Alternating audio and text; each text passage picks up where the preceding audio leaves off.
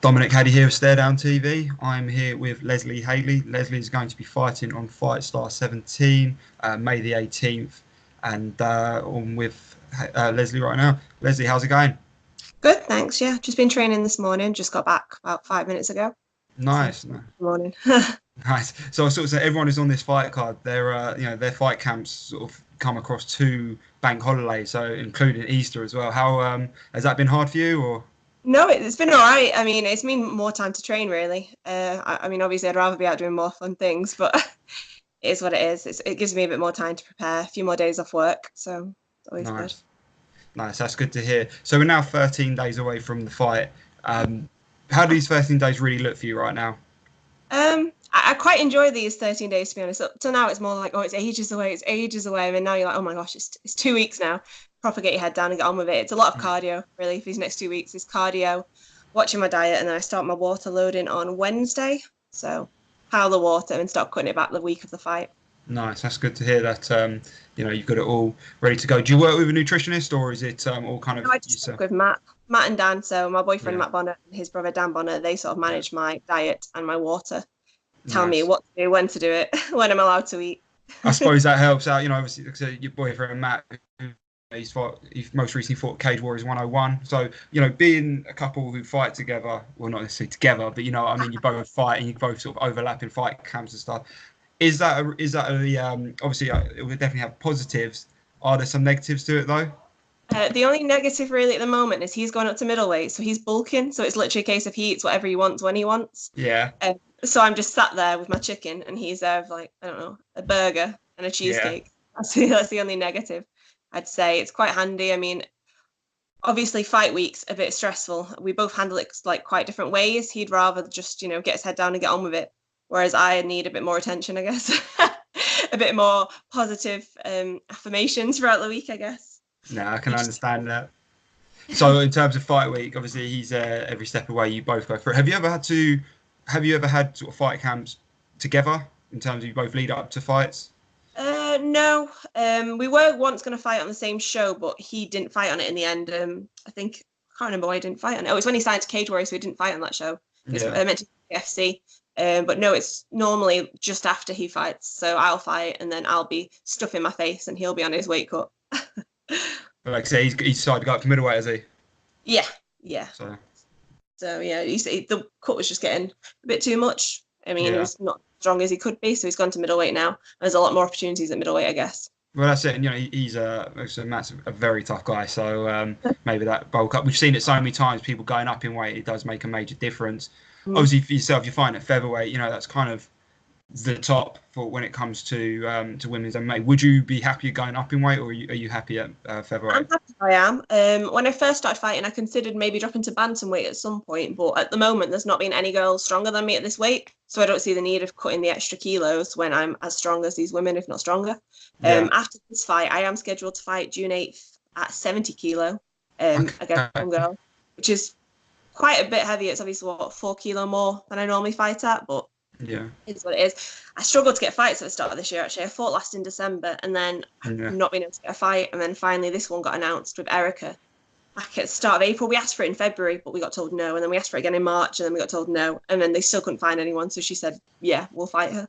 So it's a slightly shorter camp, Nice. but That's I good. didn't really stop training, so it's not really a big deal for me. It's just the weight. No, that's good. That's good to hear. So, yeah, exactly. So you're sort of going back to your last fight in December. That was on Cage Warriors Academy. So is that why you've not fought since? It's just the lack of opponents trying to find Yeah. one. I wanted to start fighting again in January, but we've been going to promoters and we're like, yeah, we'll try and find someone. But there isn't many girls. And if there are, they're normally at flyweight or lighter. And I've got no chance, no chance of Yeah. making that weight. So No, maybe bantamweight at a push. If I started camp about 10 weeks out and started dieting, I could maybe make it, but I'd rather not. I'd yeah, rather with the heavier girls. that's it. But would you rather at one point you think potentially go down to bantamweight, like you said, you have it Yeah. in your mindset because there are some good fights there. People like Molly Lindsay and stuff. They're tough fights at bantamweight. Yeah, we spoke about it, me and Matt, and we thought if I ever go pro, so I was thinking if I could get another 4 or 5 fights this year, maybe go pro 2020, there might be more opportunity at bantamweight. So then if it was pro, I could make it more my job. Then I would probably put the effort into. But at the moment, balancing an actual job and training, Yeah. it's just easy to keep it at featherweight. That's what I mean. Like, you know, when you work full time as well, or even part time, when you have a job outside of, you know, being a professional fighter, people don't care in the workplace if you're cutting weight. They obviously care, but they don't. You can't be angry all the time. You can't be in your own space. Yeah, especially when it's like a desk job. I work at like an office job. I mean, I'm lucky I work at home 4 days a week, so I can train on my lunch breaks. But when I'm in the office, it's always, oh, do you want this food? It's only like 90 calories. And you're like, it's 90 calories more than I'm allowed. Stop putting the food near me. And they That's what don't I've eat, noticed. fine. You can't really get annoyed at them because I've never had to do it. But it's tempting more than anything. Everyone's there getting Dominoes on the lunch break, and you're like, Yeah. your steak. Well, that's one thing I've noticed. You know, people who like fighting, maybe casual, they don't know anything about fighting. I think they can never really get their head around the fact that there's a battle before the fight. You know, that weight cut, that's a fight before the fight. It really is. For, you know, I've seen people do it, and so they just don't understand that. They think, oh, you just walk into a cage, or you walk to a ring and you box, or you do MMA, or you kickbox, whatever it is, or Muay Thai. You just do it. You think, no, there's such a strategy just to There's get a to the week fight. before to get through. I know it's quite good. I quite like the distraction before the fight because it kind of stops you stressing about the fight because all you're thinking about is the scale. What does that say this morning? Yeah. Sitting in that sauna, thinking, come on, 20 more minutes left. And that's it. Is that so? Is that sort of your go-to? You know, the couple of days before weigh-in, is it a lot of sauna? Is it a lot of baths? Is it a lot of, you know? Thursday, I'll get up, get a sauna as soon as possible, then chill out for the day, have a salt bath before bed, and then normally have one Friday morning, and then I'm normally on weight. Last time I had to have another sauna just before, just to shift. I think it's 0.4 of a pound, so I shifted that in the sauna just before the weigh-ins. No, fair enough. So it was easy enough. It was only 15 minutes in the sauna. No, that's good to hear. Yep. So you're coming up to this one now. You sounds like you're all ready to go in terms of that. Fighting somebody like Erika Vorobova. What do you know about her? Obviously, at the beginning of the year, there was some stuff that came out. I'm not sure if you saw it about Erika in the press and all that stuff. Kind of took her away from Training. fighting. Yeah, it kind of took her away from training. But she came back. You know, she sort of put that behind her. She fought in March. So she fought recently at ROC. She obviously is looking for a quick turnaround. What, in terms of fighting or just in general, what is it that you know about Erika that made you want to sort of request the fight a few times? She seems like quite an exciting fighter. She's very forward. No one I've been against so far has really been very forward. They've all sort of had more. Well, I guess the first girl I fought, Emily, she was quite forward, but there wasn't really much danger there. Whereas the last two have been more sort of grappling based. Mm-hmm. None of them have really gone to the floor, but they've not really been strikers, where she seems like she wants to box. But her wrestling also seems pretty good, to be honest. So it's just more of an exciting fight and a bit more of a challenge. Everyone else I've thought has been a debut as well, whereas she's had 3 fights like me. So it's quite an equal experience. But I think she's 1-2 and I'm 2-1. Yeah. So it should be quite an exciting one. She's got the experience. She wants to go in there and have a fight. It should be fun. It'd be quite fun to be tested on the striking. Because every time I fight, all the commentators seem to say is about my striking. I always thought I was more of a grappler, but for some reason in the cage, it's just I want to kick people. That's what comes out, head kicks. So my first fight was like the first time I'd ever really thrown a head kick. And now it just seems to be something that just comes quite naturally to me, I guess. But it'll be an exciting fight with the forward pressure. It'll be a good challenge for me. No, 100%. Throwing in. Yeah. I think so. You know, she's coming off that loss, you're coming off a win, but like I said, you've got the same experience. You're both game fighters, so it's going to be interesting. Do you know much about sort of her game plan? Obviously, you say she's a forward fighter. Have you watched back on her fights? Have you seen how she approaches fights? Do you think it matches well against how you would approach in terms of going both? If you're both forward going fighters, how do you think it really matches up? It just depends who's the most forward, I guess, at the time. I have been drilling a lot working off the back foot, so counters, because I do think she will just charge out at me. So I have been preparing for that, and also take down the fence, but then also what to do on the ground. I am comfortable on the ground. It's just that no one's really put me on the ground to see. I mean, Liv in the last fight took me down, I think twice. I took her down once. But every time she took me down was like the last 10 seconds. So there wasn't really anything to do, just wait for the bell to go. She was trying to get that around, yeah. Yeah. But I am quite comfortable on the ground, and I have been working a lot on my wrestling, so it should be good to see how that translates into the cage. I mean, it's all well and good, you drill all these things, and then you always just go back to your basics when you're in there. And my basics seem to be just the striking, I guess. But I guess Supremacy, where I train, is primarily a Thai gym. So it is what I feel comfortable doing. No, that's good to hear. So you said you want to sort of fight around 4 or 5 times this year. So you're already scheduled for, if this goes no injuries, touch wood, you're going to be fighting June 8th, is that right? Yeah. And then how quickly after that? So if you want to have 4 or 5 fights, it's literally going to be sort of every other month for the rest of the year. Yeah, that's the plan. Last year I fought 3 times between June and December, so that was pretty much every other month. So same again. It's just whenever there is an opportunity, I just take any fight at this moment. As a female in MMA, you can't really be picky about who you fight. There isn't enough girls. I don't know if there's more opportunity down south because the next one's Birmingham as well. So there might be more women down there, but up here there doesn't really seem to be that many people who fight. So it's just a case of every time a promotion comes up that's nearby, put a name to them, say, can you get any girls? Or if anyone puts up looking for a 66 kilo fighter, we just message them and say, we're ready. Because like I said, I'm always in training camp. I don't stop training. Even after a fight, I'm back in the gym on the Monday. So it's just keeping busy. I mean, that's what amateur's about, isn't it? Getting as much experience as possible before going pro. It's just getting in there, getting used to doing it, going against different style fighters so that you're prepared for anything when you do go pro. Well, that's it. And, you know, obviously, you can never say records don't matter because, you know, people are always going to look at that online before they see you fight. If you're making your professional debut, if somebody's not seen your fights, first thing to do is see your amateur record. But really, like you say, you want to get as much in there. So if you lose a few on the amateur route, it's just setting you up ready to go for the professional. So that's completely fair. You learn loss, I guess, as well. You lose, you see, right, this is what you need to work on. Until you have that loss or until you have that fight, you don't really know how it's going to go in the cage. So in my first fight, I made a few mistakes. I won, but in the second round, I made a lot of mistakes. Went back to drawing board, worked on that. The second fight, well, that was just a bit of a joke. The non-tap. So that one I didn't really learn anything from. I just came out of a lot of I don't know, anger, I guess. Yeah. And also I thought, well, I do obviously want this. Because at that time I thought, do I really want this? Is it worth the weight cutting? Is it worth the training? Is it worth missing out on going out and doing all the things all your friends are doing? And then I lost that and thought, no, this is what I want to do. And then I just went back to the gym and just got back to it. And then the last fight, it was a strange fight, the last fight. It was quite boring. She just wanted to hold me against the cage, which is, you know, not exactly very exciting, but I think I handled it well. She's meant to be like some great grappler. I mean, she's fought all over the world, so I was expecting a lot more from her. And well, I was a bit disappointed, to be honest. I thought there's going to be more on the ground, but she didn't seem to be able to take me down very well.